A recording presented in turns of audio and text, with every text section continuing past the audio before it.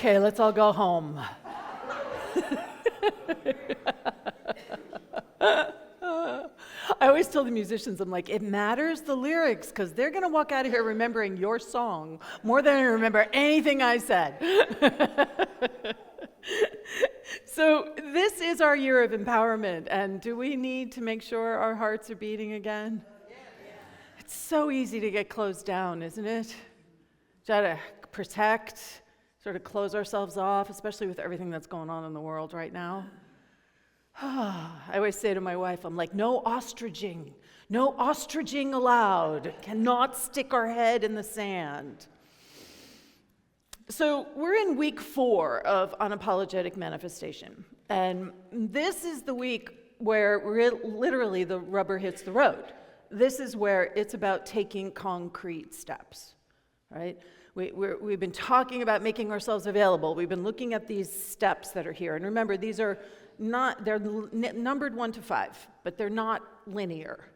They're all kind of happening simultaneously, and they all support and feed each other. Focusing your mind, shifting your consciousness, that's what we've been talking about for the past 2 weeks. This week, we're looking at what does it mean to actually take concrete steps, right? And when we think about what it means to take concrete steps, we're talking about how do you actualize and make concrete the things that are going to bring you closer to your goals? What does that actually look like? Because meditation and affirmations and visualization, all of those things are powerful tools. And what they provide us with is clarity and focus.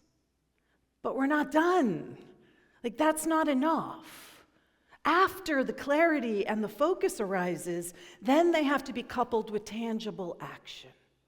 We actually have to do something. And so these small incremental steps, you don't have to all of a sudden get all the way on the other side of the moon. You just need, I always use the image of the rocket as an example.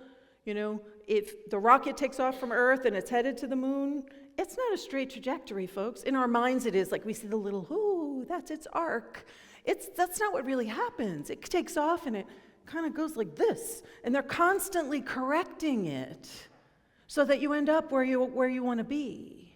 All it takes is 1 degree of change, and you end up in a completely different place. So these small, incremental steps are something that's actually more doable. Can we feel the truth of that? You don't have to be overwhelmed. Just one thing that actually propels us forward towards our goals. And so one of the pieces that's important is this idea of grit. And I have talked ad nauseum in some ways around grit, right? About what grit is, this persevering with great passion. Right? Persevering. It's my Shakespearean English. Persevering is what you would say in Shakespeare. Because you got to follow the iambic feet, right? So, persevering with great passion. Thank you. And if you look at what grit means, it's guts, resilience, initiative, and tenacity. Those come together and they form something that we understand as grit. Anybody in here ever feel gritty? Ever experience that sense of grit where it all kind of comes together? And even though it might feel hard, how many people in here have also felt like life is hard sometimes, right?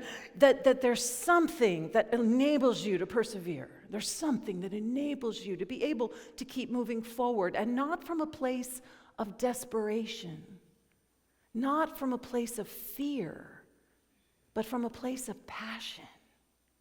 From a place of excitement, a place of enthusiasm. Now, this is how we often we think about grit, right? Like, that's an image that comes to mind when we think about grit. I want to give you another image. Right? What if this is what true grit is about? Right? This is how we understand there's something in us that is blossoming forth. There's something, it doesn't have to be angry. It doesn't have to be, it can have a sense of opening up, a sense of blossoming, a sense of growth and expansion. And that is everything we've been talking about around what it means to have prosperity consciousness. It's about being able to open our hearts more. It's being able to live into our purpose more. It's being able to feel fulfilled on every level. I really want to be clear. I'll say it every week. We're not talking about money. We're talking about a consciousness of abundance. And in order for that to happen, we need a growth mindset. We need to be able to embrace challenges rather than being afraid of them. And we need to focus on excellence and not perfection. Anybody in here relate to that? All right? We get so caught up in it having to be perfect. Is anybody in here perfect? I know I'm not. Right? But we fight that. We fight the fact that we know we're not perfect. So I like to say that we're perfectly imperfect. Right? Perfectly imperfect. And one way to think about that and to hold that is the Japanese art of kintsugi, which I've shared before, which I describe it as the art of embracing wholeness within brokenness. So you have these broken pieces of pottery, of ceramics, and then what do you do with them? Do you just toss them away? And what the Japanese do with them is they fill them with gold. And they bring them back together. And can you see how in the brokenness, there's actually even more beauty? That's part of what you're being invited to remember with an abundance and a prosperity consciousness, is that your brokenness is actually where your light gets to burst forth from you. Those are the places and the spaces where you have powerful gifts that you get to offer to the world. And so when we can actually embrace our own brokenness within wholeness, right? And I would also call this where our divinity meets our humanity. Can we meet ourselves with compassion? Can we meet ourselves with love and forgiveness? We talked about forgiveness last week. Because when we can, then we're able to give and share ourselves more freely. Can you feel the truth of that? The more sure we are of who we are, the easier it is to say, oh, this is mine to do. This is how I feel called to show up. And so one of the ways that Ken talks about in this chapter that we're being invited to show up is through the practice, the spiritual practice of tithing. And everyone take a collective breath with me. Because I know sometimes that word just like triggers all kinds of things. We have a lot of embedded theology about what tithing means, perhaps from growing up. We have all kinds of narratives that might get triggered by just that word. So underneath it, you'll notice I put giving and receiving. Is that easier for you? It's the same thing, right? It's the same thing. So when we talk about tithing and unity, what we mean is dedicating a portion of your resources to spiritual growth and service. That's what we mean.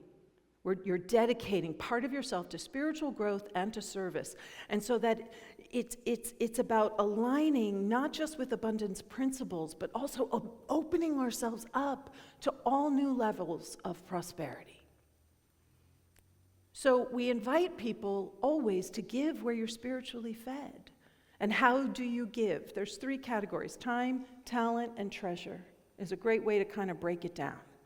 And when you're giving of your time, how many people in here think they don't have enough time?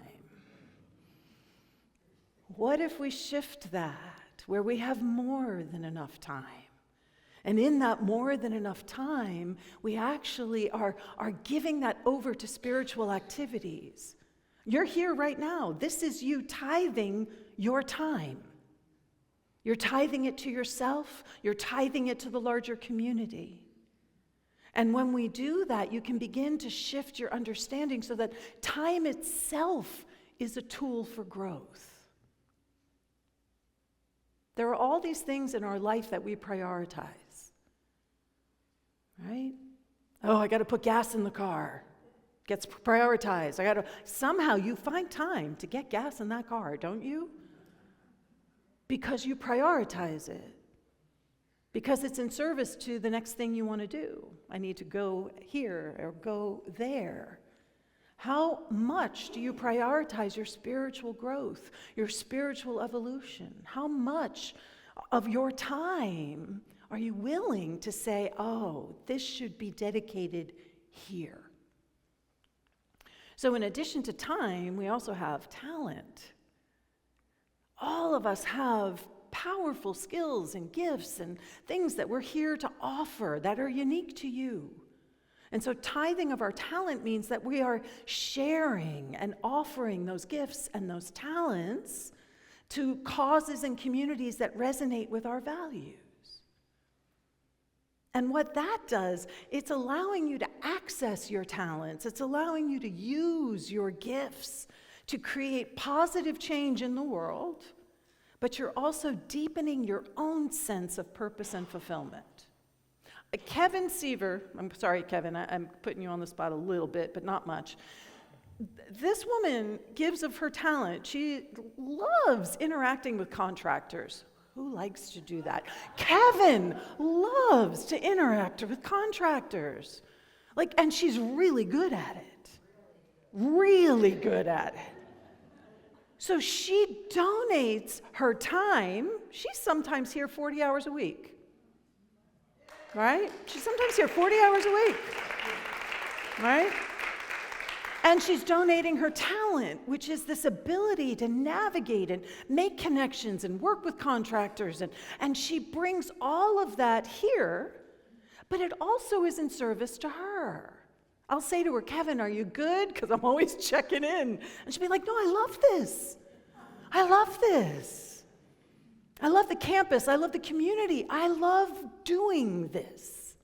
That's a personal sense of fulfillment and achievement and accomplishment. Yes? That's what we mean by sharing of your talents. And then the last piece is treasure. And this is where most people start to choke up. We say the word money and it just triggers a cascade for all of us, right? But tithing of our treasure is a practice of giving a percentage of your income. Now, traditionally, it's 10%, and that's because tithe literally means a tenth. Don't get hung up on that. What we're talking about is cultivating a consciousness that isn't just about giving something, but it's about an intentional act of aligning one's financial life with spiritual principle. Your finances are not separate from the principles that we know and believe: infinite potential, absolute abundance. Your finances aren't exempt. I know it can feel like they are sometimes. Like I've got lots of friends and I've got lots of love, but I don't have any money in my bank account. How much of that is because that's what we believe is what we're worth? That's what we believe our value is. That's what we believe is what we deserve. There is so much in here that we get to unpack.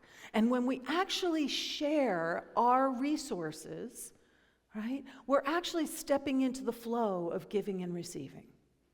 I've shared the story of how when Chris and I were getting ready to leave Los Angeles, and we were moving to Princeton, and I was freaking out. I admit it. I was like, we didn't have savings, right? Wasn't sure how we were going to be able to afford the move last month, all of those pieces, right? And we kept hitting all these stumbling blocks, right? Her job was going to pay for part of it, but not all of the move. And finding housing in Princeton, New Jersey, it's one of the most expensive places in the world to live. Where were we going to find something that would fit into our budget? And so in my contraction, because I got to be clear, my wife has an incredible prosperity consciousness. She didn't contract, I did. All right, I did. And in my contraction, I lowered my giving to Agape. I changed my tithe because I needed to save money for the move. And Edwin Gaines came, and did a talk on a choir Sunday. So I got to listen to her 3 times. It didn't take 3 times. She finished her talk, the first talk, and I walked out to the table where the giving was, and I not only put it back where it was, I upped it. I upped it another $100 a month. And I called Chris and I said, I'm doing this, are you okay with it? And she was like, honey, whatever you want to do, we have more than enough. She was fine. I was freaking out. Within 2 days, swear to God, within 2 days, the moving company comes to assess our belongings. The only thing that her job was going to pay for were highly fragile breakables. The guys came in, looked around, and said, it all looks fragile and breakable to me. They paid for the entire move, right? We get to Princeton, and we're looking at these ridiculous places to live, and I'm starting to and all of a sudden we meet this fabulous old Italian guy who has a house that he's owned. It's where he and his family raised their kids. And he doesn't want to rent to just anybody. He wants to rent with people who he likes. I need to like you. And he decided that he liked us. Even though we were gay, because his daughter is gay. He's got a gay daughter, so we're welcoming here. I mean, he was such an old school Italian. He was adorable. And so we were able to live walkable distance, right in the center of Princeton, at a rate that we could actually afford. It all happened, but can you see how it was about consciousness? Right? I was open to possibility. So when the movers moved in and I said, they'll cover anything that's breakable or fragile, I see a lot of breakable and fragile. And the guy was like, yeah, I do. I see a lot of breakable and fragile too. Now, would I have been even able to put that out if I had been closed off and anticipating the worst?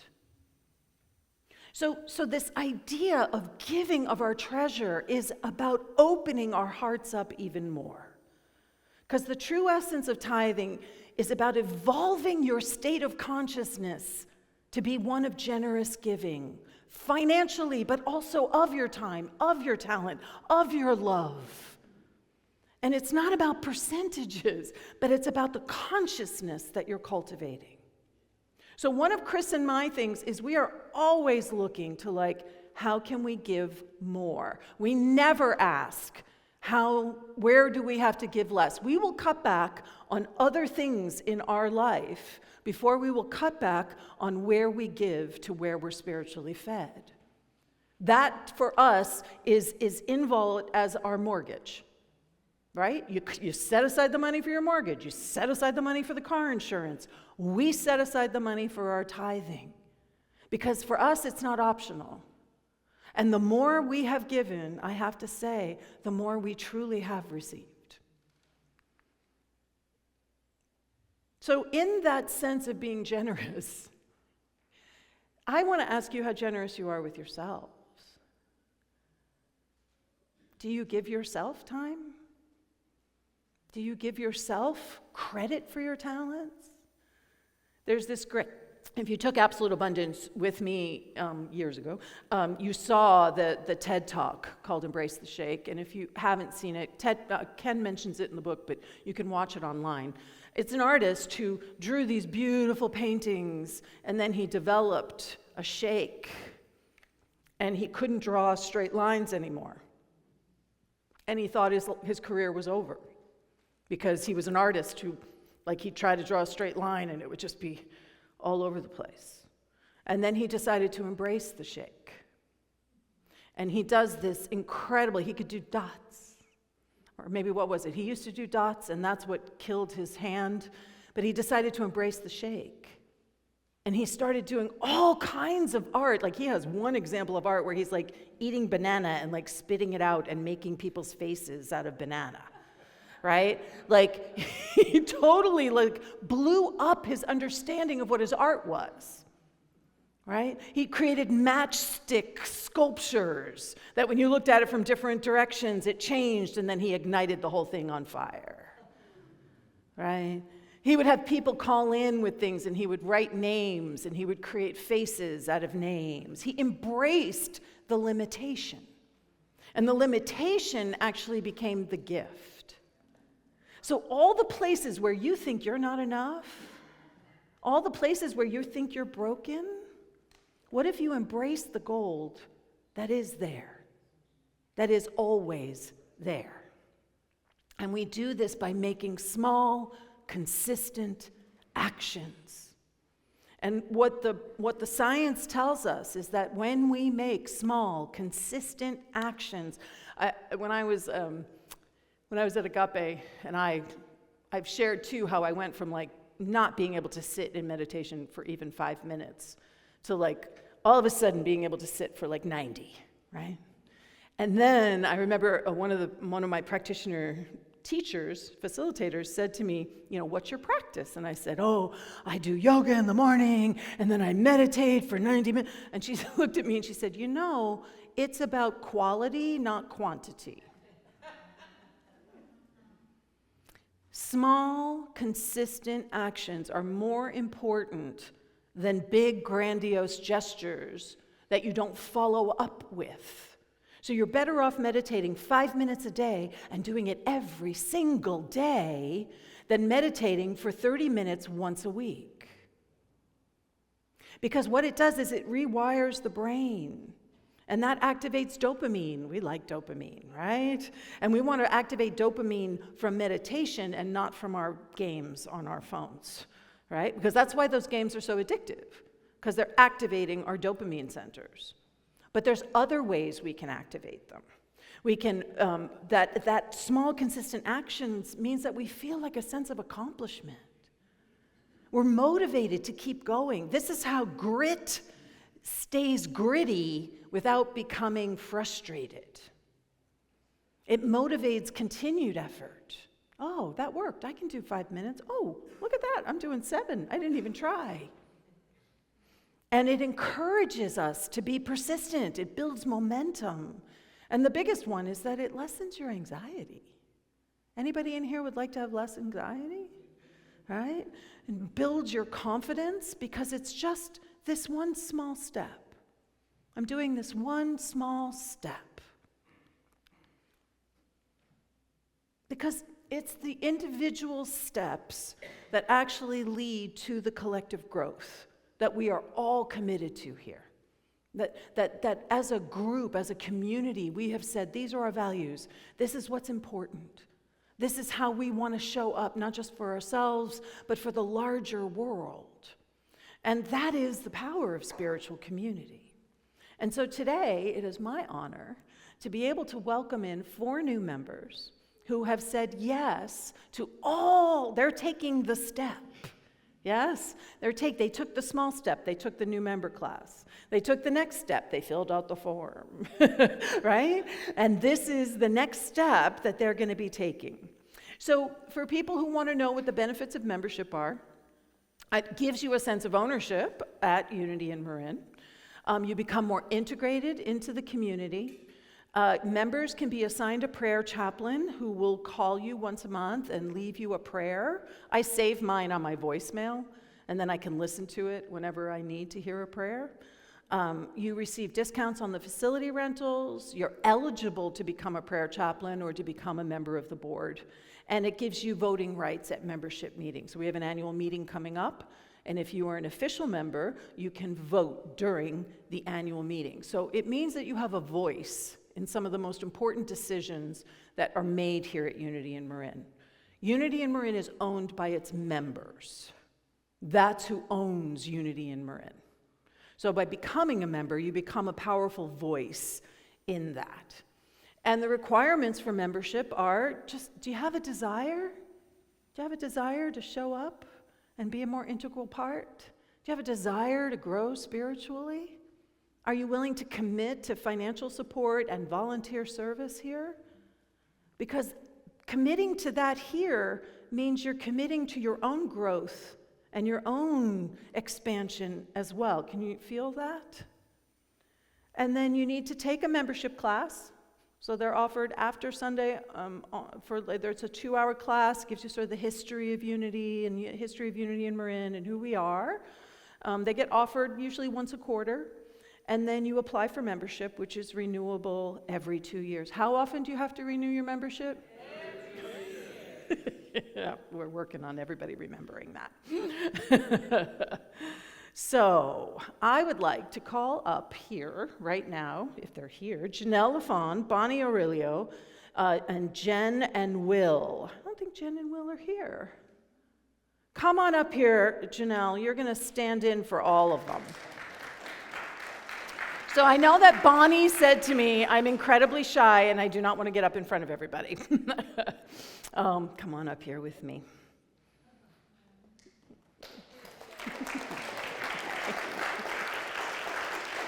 All right, so I'm going to get I got to get my little script here. I feel like I should sing a song for you. Oh. So I want everyone to imagine Bonnie, Jen, and Will here as well. Yeah, so we're holding them. I wish we had photos of them. And you're standing in for all of them. Okay. So thank you for your yes. Thank you for your conscious commitment to this community. And thank you for being willing to be of service and for anchoring our values, for seeing how they speak to you so powerfully. So I have a little call and response, and if you say yes, you're saying, I do. Okay? So, do you commit to being of service, sharing your gifts, time, talent, and treasure with Unity in Marin? Yes. And do you commit to living into Unity's principles of truth, continuing your personal journey of spiritual growth and expansion? And do you commit to actively participating in the spiritual growth and expansion of Unity in Marin and the world? So I'm going to ask the community to rise. And we're going to say this to Janelle and to everyone else with our hands, hearts open, hands extended. We say, we, the Unity in Marin community, lovingly pledge to support you in your spiritual journey. We vow to provide a loving, safe space of belonging. We vow to see and celebrate your divinity, and we vow to appreciate you and your unique gifts and talents. And then one last final thing, we say, we love you, we bless you, we appreciate you, and we behold the Christ as you. Welcome to membership at Unity in Marin.